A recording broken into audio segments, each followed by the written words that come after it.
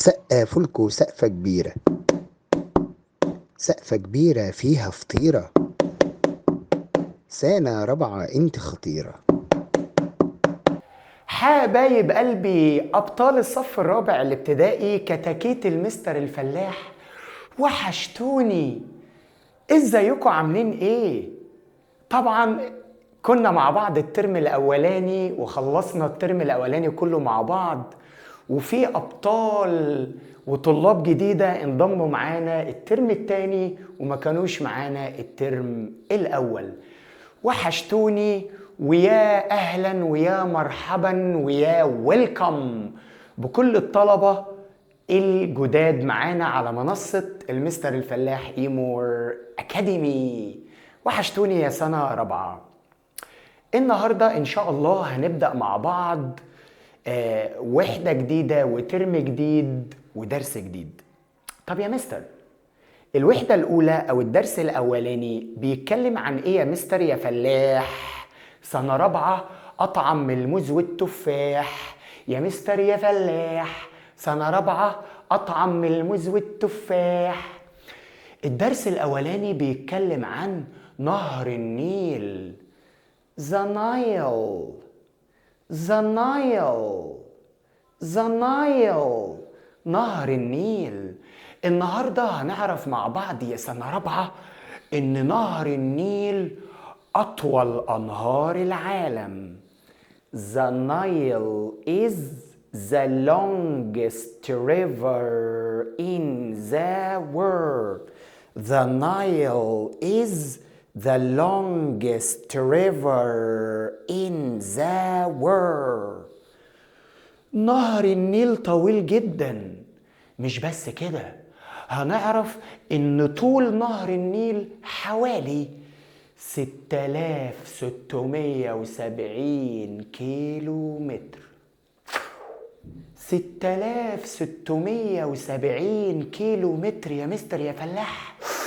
واو، انتوا عارفين ان المسافة دي كلها لو حفرناها في باطن الارض احنا هنوصل لمركز الارض عند البراكين والزلازل.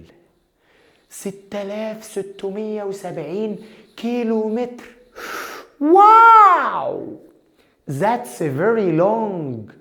المسافة دي لو حفرتها في الأرض وجبت شنيور وجبت معدات كبيرة للحفر هتوصل لباطن الأرض، كأنك وصلت للبراكين وعند القشرة الأرضية والزلازل.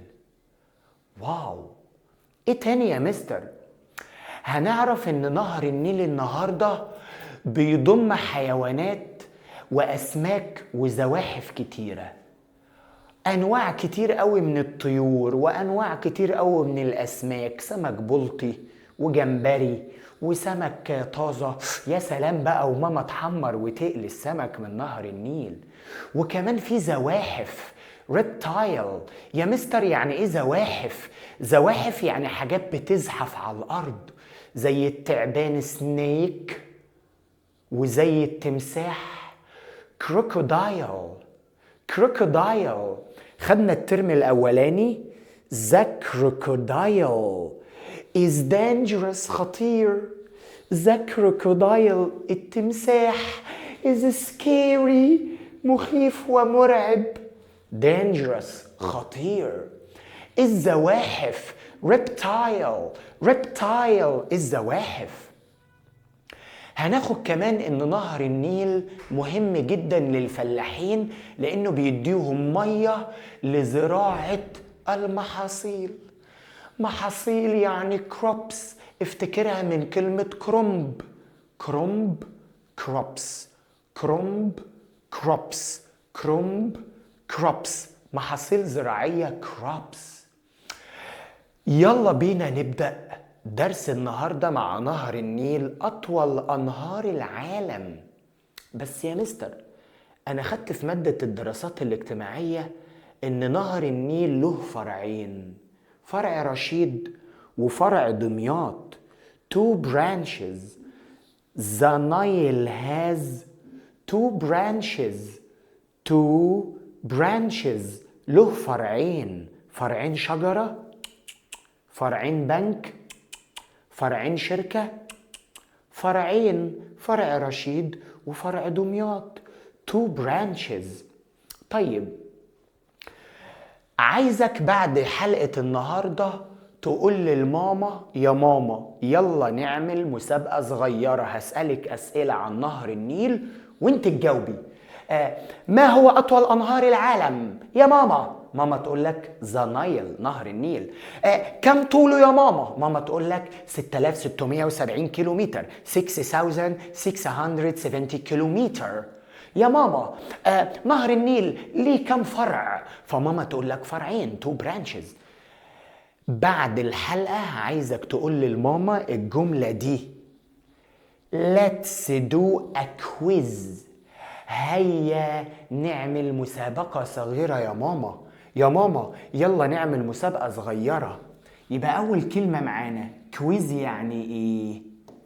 مسابقة صغيرة أو لغز. يلا نلعب لعبة الألغاز.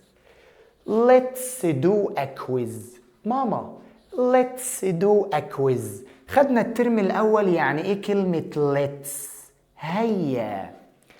Let's play، هيا نلعب. Let's eat، هيا نأكل. Let's jump، هيا نقفز. Let's jump، هيا نقفز. Let's do a quiz. Let's do a quiz. ماما بعد الحلقة بتاع المستر فلاح ما تخلص يلا نلعب مسابقة واسألك أسئلة. Let's do a quiz. Let's do a quiz. Q-U-I-Z. Q-U-I-Z. Quiz. Quiz. Let's do a quiz. طيب عايزين نتفق على حاجة كمان. كلمة let's بيجي بعدها مصدر. يعني ايه مصدر؟ يعني ما ينفعش تكتب does، ما ينفعش تكتب doing. يعني ايه يا مستر؟ يعني ما تحطش ing بعد let's، ما تحطش اس بعد let's، حط مصدر. let's do a quiz، ما تقولش let's does ولا let's doing.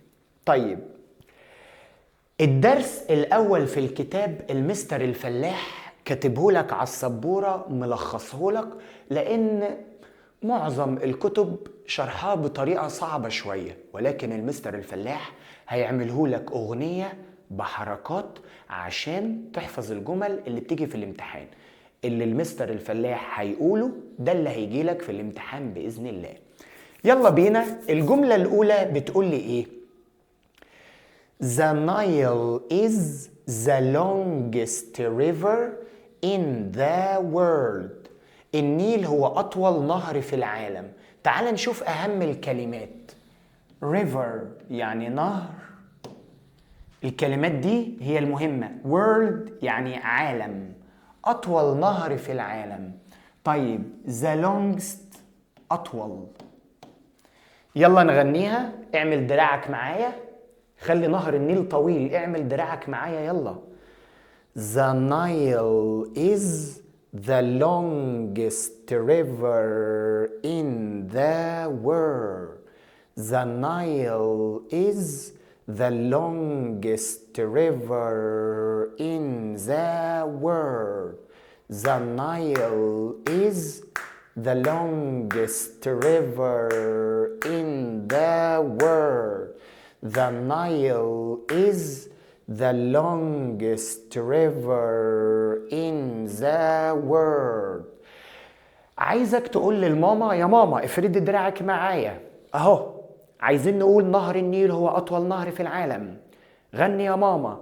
The Nile is the longest river in the world. The Nile is the longest river in the world. The Nile is the longest river in the world. ممتازين. يبقى أول أغنية معانا عملناها بدراعنا. طيب خدت الترم الاولاني مع مستر الفلاح، خدنا اغنية الترم الاولاني على المنصة، كنا بنقول ذا 3 حروف بيجي بعديها 3 حروف، اي اس تي للصفة القصيرة، مست للصفة الطويلة، the longest. طيب الأغنية التانية The Nile is أوبا مديك طول نهر النيل. The Nile is، تعال نشوف نقرأ الرقم ازاي. 6,670 kilometers long. 6,670 kilometers long. 6,670 6,670 kilometers long. طيب المسافة دي قلنا زي ايه؟ كأنك هتوصل لمركز الأرض. That's like traveling to the center of the earth. قبل ما نغني تعال نشوف أهم الكلمات. center بيقولك أنا رايح الدرس في السنتر. center يعني مركز. earth يعني الأرض. center of the earth مركز الأرض. الكلمة المهمة التانية travel يسافر. travel يسافر. travel يسافر. travel يسافر. the center of the earth. the center of the earth. the center. the center. the center of the earth. الكوكب اللي احنا بنعيش فيه اسمه earth. earth. بتيجي جملة في الامتحان كتير قوي تقول لك the earth is a planet. planet كوكب. the earth is a planet where we live. هو الكوكب اللي احنا بنعيش فيه live. طيب يلا نغني الجملة دي. The Nile is 6,670 kilometers long. The Nile is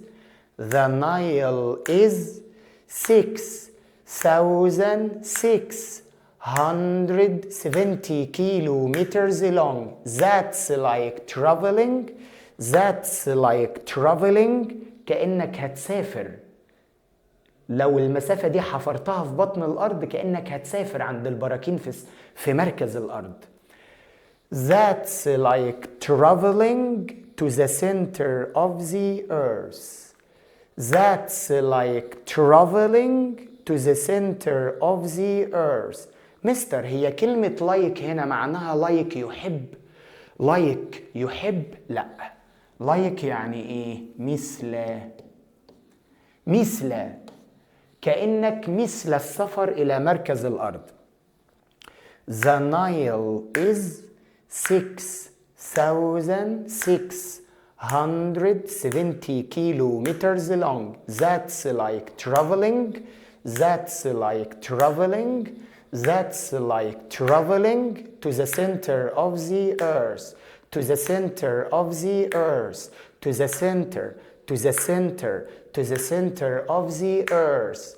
يلا كده نغنيها زي ما غنينا فوق. احنا غنينا فوق ازاي؟ افرد دراعك.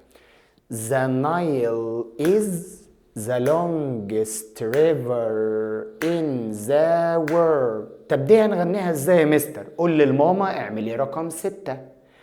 The Nile is 6,670 kilometers long. 6,670 kilometers long. That's like traveling to the center of the earth. That's like يعني like مثل. That's like traveling to the center of the earth. The Nile is the longest river in the world. The Nile is 6,670 kilometers long. That's like traveling to the center of the earth. That's like traveling to the center of the earth. That's like traveling to the center of the earth. كده احنا غدنا اغنيتين نعملهم لماما. اغنية افرد بيها دراعي ان هو اطول انهار العالم، واغنية بتبدأ برقم 6,670 kilometers long. 6,670 kilometers long. That's like traveling to the center of the earth.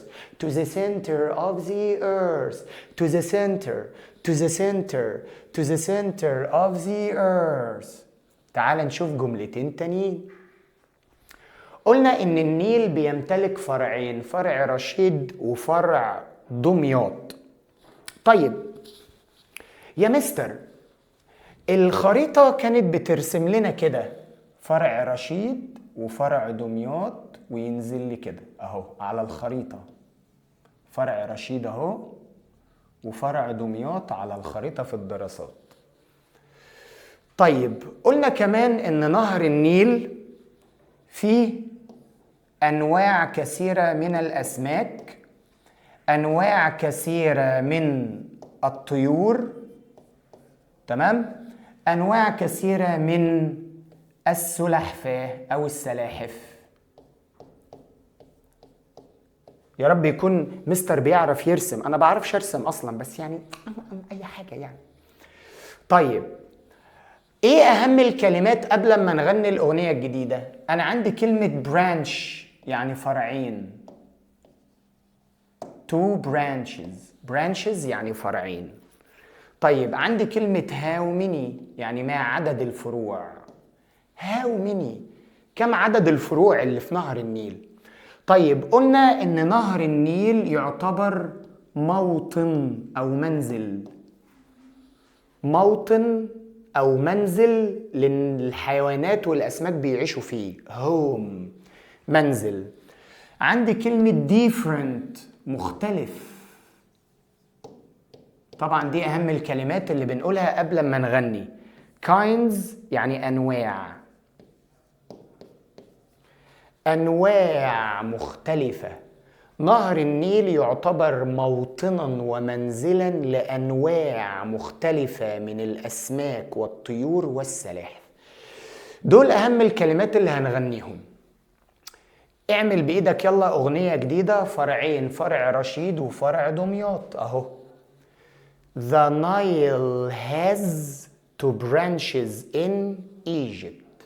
The Nile has two branches in Egypt. How many branches? Two branches in Egypt. How many branches? Two branches in Egypt. The Nile has two branches in Egypt. The Nile has two branches in Egypt. How many branches? How many branches? Two branches in Egypt. How many branches? How many branches? Two branches in Egypt. حد فاكر الترم الاولاني كان معانا على المنصه او لسه مش مشترك جديد؟ يعني ايه كلمه هاز؟ هاز يعني يمتلك. هاز يمتلك. نهر النيل يمتلك او لديه فرعين. The Nile has two branches in Egypt. How many branches? Two branches in Egypt. How many branches? Two branches in Egypt. هنغنيها لماما كده. The Nile has two branches in Egypt. How many branches? How many branches? Two branches in Egypt. Two branches in Egypt. طيب الجملة التانية قلنا ان نهر النيل يعتبر موطنا لانواع مختلفة من الاسماك والطيور والسلاحف. تتقال ازاي بقى؟ هنعمل لماما كده. هوم يعني منزلا وموطنا. نهر النيل يعتبر البيت والمنزل، هوم والموطن للاسماك والحيوانات. تتقال ازاي؟ The Nile is home for different kinds of fish, birds, and turtle. The Nile is home for different kinds of fish, birds, and turtle.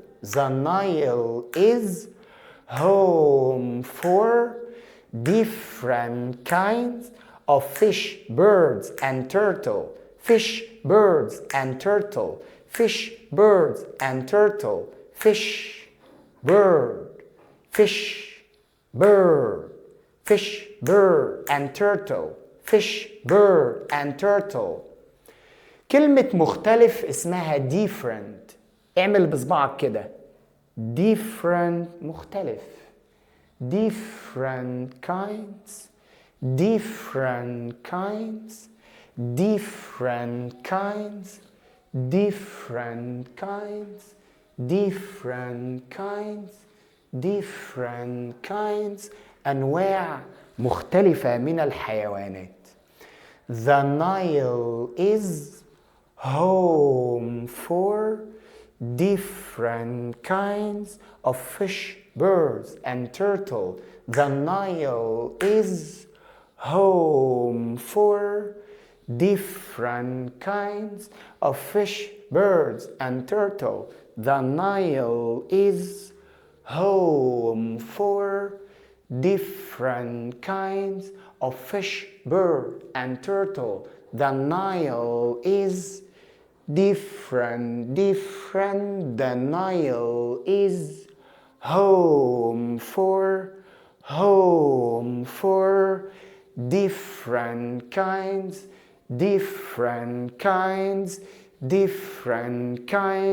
of fish, birds, and turtle. ممتازين يا سنة رابعة. إذن المستر الفلاح قال لنا إن الدرس ده موجود في كل الكتب، بس المشكلة إن هو موجود بطريقة صعبة. أما المستر الفلاح عملها لنا الجمل اللي بتيجي في الامتحانات، وممكن نسمع الفيديو مرة واتنين كمان، مرة النهاردة ومرة بكرة ومرة بعد بكرة، عشان نحفظ الأغاني بسرعة. اعمل بصبعك الاتنين يلا. The Nile has 2 branches in Egypt. How many branches? 2 branches in Egypt. The Nile has 2 branches in Egypt. How many branches? 2 branches in Egypt. اعمل ايدك. The Nile is home for different kinds of fish, birds, and turtle. The Nile is home for different kinds of fish, birds, and turtle. ممتازين. طيب تعال نشوف جمل تانية. ركز مع مستر. أهم حاجة في الجمل الجديدة بنطلعها الأول قبل ما نغني. كلمة bring يعني يجلب. يا مستر يعني إيه يجلب؟ يعني يحضر. bring يجلب الحياة ويحضر الحياة. life هناخدها الحصة الجاية. حياة. نهر النيل هو اللي بيجلب الحياة وبيحضر الحياة لمصر كلها. يعني ايه مصر كلها؟ whole يعني كل. whole Egypt كل مصر. whole Egypt كل مصر. whole Egypt مصر كلها. طيب brings life بيحضر الحياة. اما نيجي نغنيها هنعمل صوابعنا كده، هو اللي بيجيب الحياة لمصر. The Nile brings life to the whole of Egypt. لمصر كلها.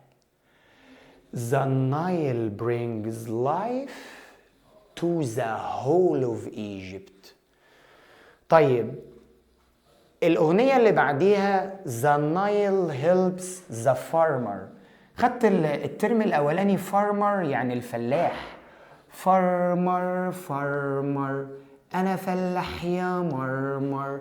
farmer farmer أنا فلاح يا مرمر.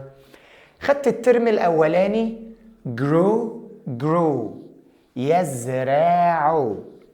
get water يحصل على الماء.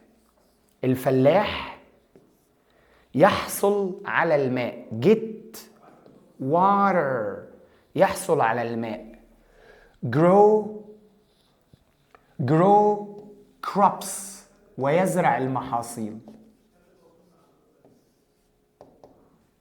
crops المحاصيل. crops يعني كرنب بتاع المحشي اللي ماما بتعمله. كرنب ايه يا مستر ومحشي يا مستر وانت جعان؟ كرنب ايه يا مستر؟ كروبس يا مستر يعني محاصيل. crops يعني fruit and vegetable الفاكهة والخضروات يا مستر اسمها crops. اما الكرنب ده يا مستر ده في المحشي يا مستر. grow يزرع. get water يحصل على الماء. bring life يحضر ويجلب الحياة. بعد ما طلعنا أهم الكلمات تعال نغني الجملتين. The Nile brings life to the whole of Egypt. The Nile brings life to the whole of Egypt. The Nile brings life.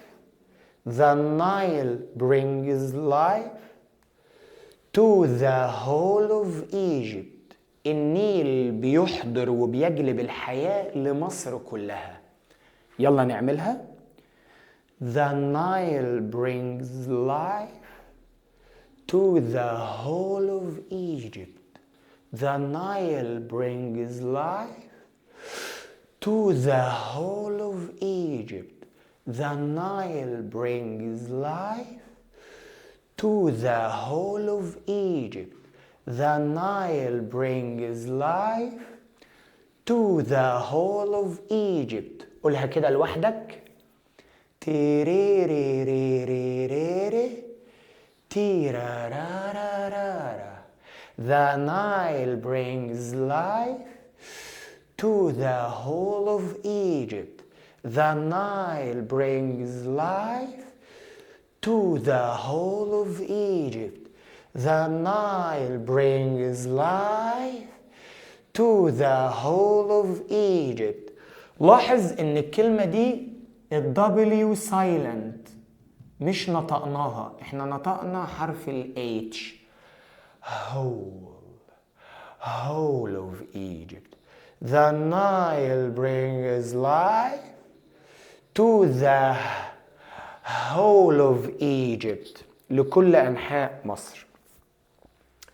طيب الجملة اللي بعديها تعال نشوف بيساعد الفلاحين في حاجتين. الفلاح يحصل على المياه get water ويزرع المحاصيل كرنب crops.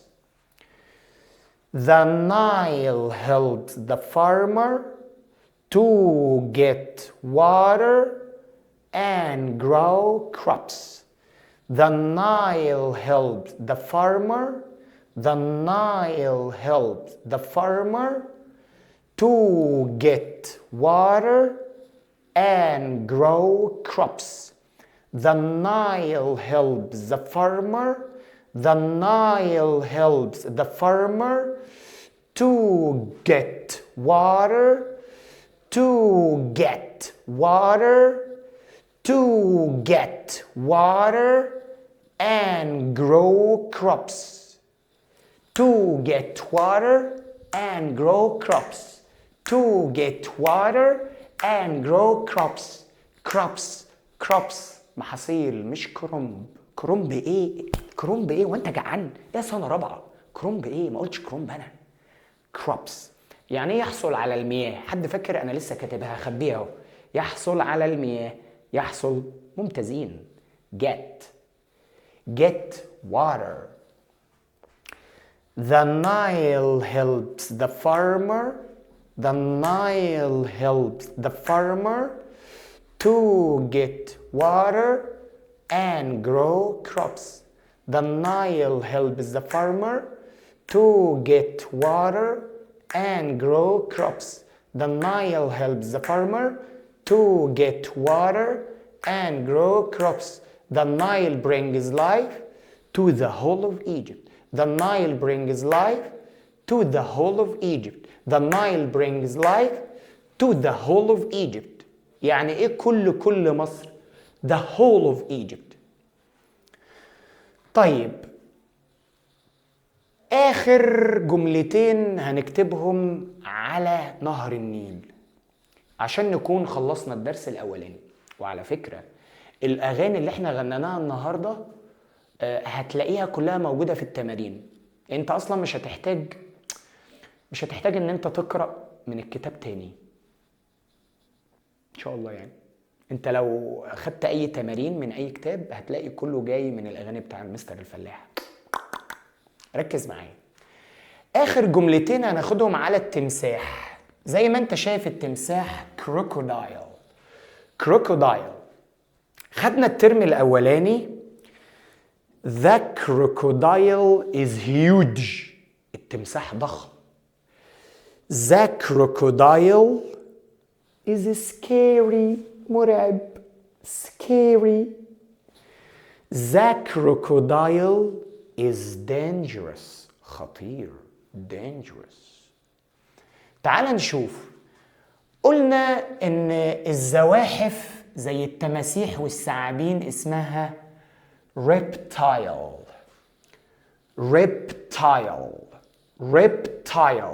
متكررة هنا تاني. reptile يعني زواحف. reptile. قلت لك في أول الحلقة إن كلمة planet يعني كوكب. planet يعني كوكب. أما كلمة الأرض اسمها earth. كوكب الأرض. earth.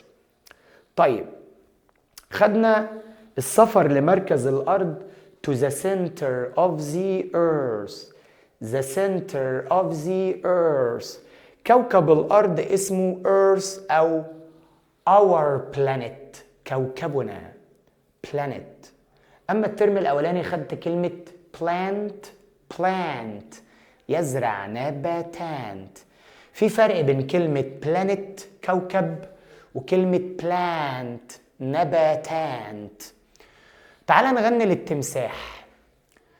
The crocodile is a reptile living in the Nile. الله يا مستر، ده أغنية حلوة أوي. Crocodile, a reptile in the Nile. The crocodile is a reptile living in the Nile. The crocodile is a reptile living in the Nile. The crocodile is a reptile living in the Nile. أيوة. The crocodile is a reptile living in the Nile. The crocodile is a reptile living in the Nile. The crocodile is a reptile living in the Nile. The crocodile is a reptile living in the Nile. The crocodile is a reptile living in the Nile. Ow! Ow! واو، التمساح عضني يا ماما. The crocodile is a reptile living in the Nile. ممتازين. هنا بيقول لي one يعني واحد، هو واحد من أضخم الزواحف على الكوكب. التمساح كروكودايل واحد. One of the planet's largest reptile is the crocodile. One of the planet's largest reptile is the crocodile. قلنا يعني ايه reptile؟ reptile يعني زاحف او زواحف. طبعا كلنا عارفين الفيلم بتاع اكس لارج. اكس لارج يعني ضخم وتخين. اكس لارج الفيلم بتاع اكس لارج. largest يعني اكبر. planet يعني كوكب. one of the planet's largest reptile is the crocodile. One of the planet's largest reptile is the crocodile. One of the planet's largest reptile is the crocodile. One of the planet's largest reptile is the crocodile. One of the planet's largest reptile is the crocodile. One of the planet's largest reptile is the crocodile. The crocodile is a reptile living in the Nile. The crocodile is a reptile living in the Nile. One of the planet's largest reptile is the crocodile. One of the planet's largest reptile is the crocodile. Weak wheel. The crocodile. واو. على فكرة انت عضتني النهاردة وهسكت لك عشان خاطر سنة رابعة.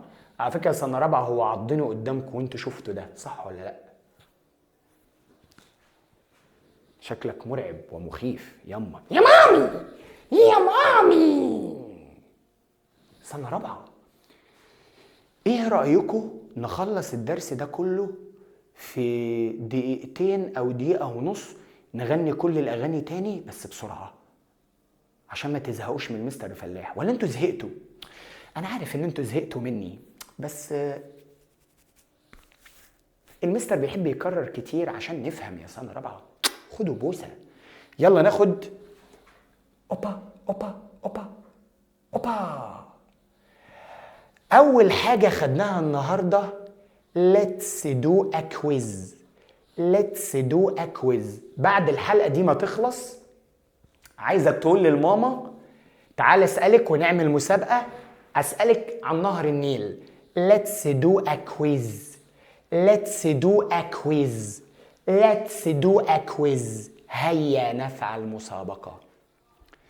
The Nile is the longest river in the world. The Nile is 6,670 kilometers long. That's like traveling to the center of the earth. The Nile is the longest river in the world. The Nile is the longest river in the world. The Nile is 6,670 kilometers long. That's like traveling to the center of the earth. That's like traveling to the center of the earth. That's like traveling to the center of the earth. The Nile has two branches in Egypt. How many branches to branches in Egypt? How many branches to branches in Egypt? The Nile has 2 branches in Egypt. How many branches to branches in Egypt? The Nile is home for different kinds of fish, birds, and turtle. The Nile is home for different kinds of fish, birds, and turtle. The Nile is home for different kinds of fish, birds, and turtle. The Nile is home for different kinds of fish, birds, and turtle. How many branches? How many branches to branches in Egypt? The Nile brings life to the whole of Egypt. The Nile brings life to the whole of Egypt. بيجلب الحياة، بيحضر الحياة لكل أنحاء مصر. The Nile brings life to the whole of Egypt. The Nile brings life to the whole of Egypt. The Nile brings life to the whole of Egypt. The Nile helps the farmer to get water and grow crops. The Nile helps the farmer. The Nile helps the farmer. The Nile helps the farmer to get water and grow crops. The Nile helps the farmer. The Nile helps the farmer to get water and grow crops. To get water and grow crops. The crocodile is a reptile living in the Nile. The crocodile is a reptile living in the Nile. The crocodile is a reptile living in the Nile. The crocodile is a reptile living in the Nile. One of the planet's largest reptile is the crocodile. One of the planet's largest reptile is the crocodile. بكده يا حبايب قلبي نكون خلصنا أهم الجمل في الدرس الأولاني. أهم الجمل اللي في الدرس الأولاني. طب يا مستر،